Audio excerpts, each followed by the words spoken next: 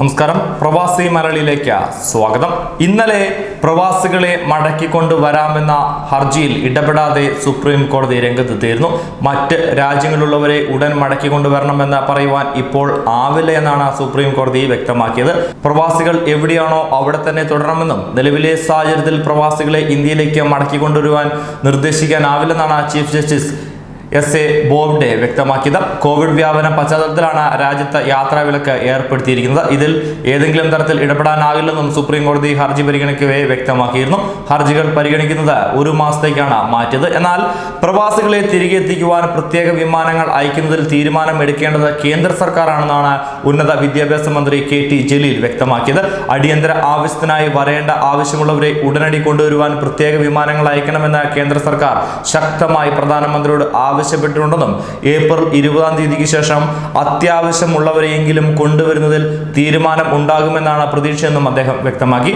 May 3-ാം തീയതിക്ക് ശേഷം എപ്പോൾ അന്താരാഷ്ട്ര വിമാന സർവീസുകൾ തുടങ്ങിയാലും അപ്പോൾ വരുന്നവരെല്ലാം ക്വാറന്റൈൻ ചെയ്യുവാനും വേണ്ടവർക്ക് ചികിത്സ നൽകുവാനും സൗകര്യങ്ങൾ സംസ്ഥാന സർക്കാർ ഏർപ്പെടുത്തിയിട്ടുണ്ടെന്നും മന്ത്രി വ്യക്തമാക്കി.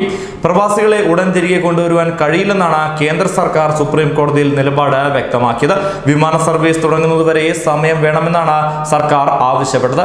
വിദേശ ഇന്ത്യക്കാരെ തിരികെ കൊണ്ടുവരുന്നതിൽ മുൻ നിലപാടിൽ മാറ്റം വരുത്തിയിട്ടില്ലെന്നും സർക്കാർ വ്യക്തമാക്കുകയുണ്ടായി.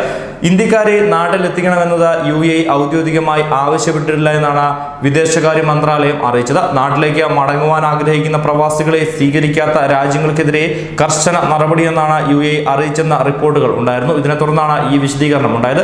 ഔദ്യോഗിക അറിയിപ്പ് ലഭിച്ചാൽ നിലവിൽ നേരിടുന്ന ബുദ്ധിമുട്ടുകൾ വ്യക്തമാക്കി കേന്ദ്ര സർക്കാർ UAE സർക്കാരിന് മറുപടി നൽകുമെന്നും വിദേശകാര്യ മന്ത്രാലയം അറിയിച്ചിരുന്നു.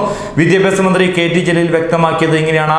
ലേബർ ക്യാമ്പുകളിൽ പല ആളുകളും തിങ്ങി താമസിക്കുന്ന ഒരു സാഹചര്യമാണ് ഉള്ളത്. അവിടെ രോഗലക്ഷണങ്ങളുള്ളവരെല്ലാം ക്വാറന്റൈൻ കേന്ദ്രങ്ങളിലേക്ക് UAE സർക്കാർ നിർദ്ദേശിക്കുന്ന തരത്തിൽ മാറ്റണം. അവിടെ ഭക്ഷണം ലഭിക്കാനുള്ള സാഹചര്യമുണ്ട്. നിലവിൽ നോർക്കയ്ക്ക് ഗൾഫിൽ ഇടപെടുന്നതിൽ വലിയ പരിമിതികളാണ് ഉള്ളത്.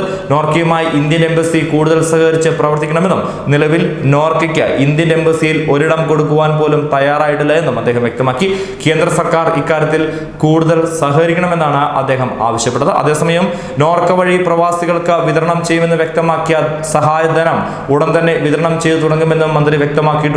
സ്വകാര്യ ഏജൻസികളടക്കം വഴി നാട്ടിലേക്ക് അയച്ച പണം പലർക്കും കിട്ടിയിട്ടില്ല. അത് കിട്ടുന്നതിനൊപ്പം സ്വർണ്ണപ്പണയം പോലുള്ള ഇടപാടുകൾ ചെറുധനകാര്യ സ്ഥാപനങ്ങൾ വഴി നടത്തുന്നതിനുമുള്ള തീരുമാനം മന്ത്രിസഭാ യോഗം ഉടൻ ചർച്ച ചെയ്ത് തീരുമാനമെടുക്കുമെന്നും അദ്ദേഹം വ്യക്തമാക്കിയിരിക്കുന്നു. ഇതിനിടെ ഗൾഫിൽ പല രാജ്യങ്ങളിലും ഇന്ത്യൻ സ്കൂളുകൾ ഓൺലൈൻ ക്ലാസുകൾ തുടങ്ങിയിട്ടുണ്ടെങ്കിലും അതിൽ പങ്കെടുക്കണമെങ്കിൽ ഫീസ് അടയ്ക്കണമെന്നാണ് സ്കൂൾ മാനേജ്മെന്റുകൾ വ്യക്തമാക്കുന്നത്. ഇത് പാടില്ല എന്നും ഫീസ് ഈടാക്കുന്നത് അടുത്ത 3 മാസത്തേക്കെങ്കിലും നിർത്തിവെക്കണമെന്നും സർക്കാർ ഇന്ത്യൻ സ്കൂൾ മാനേജ്മെന്റുകളോട് ആവശ്യപ്പെട്ടതായും മന്ത്രി കെ.ടി. ജലീൽ വ്യക്തമാക്കിയിട്ടുണ്ട്.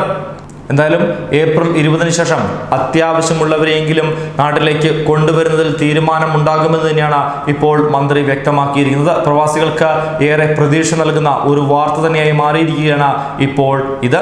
ന്യൂസ് ഡെസ്ക് പ്രവാസി മലയാളി.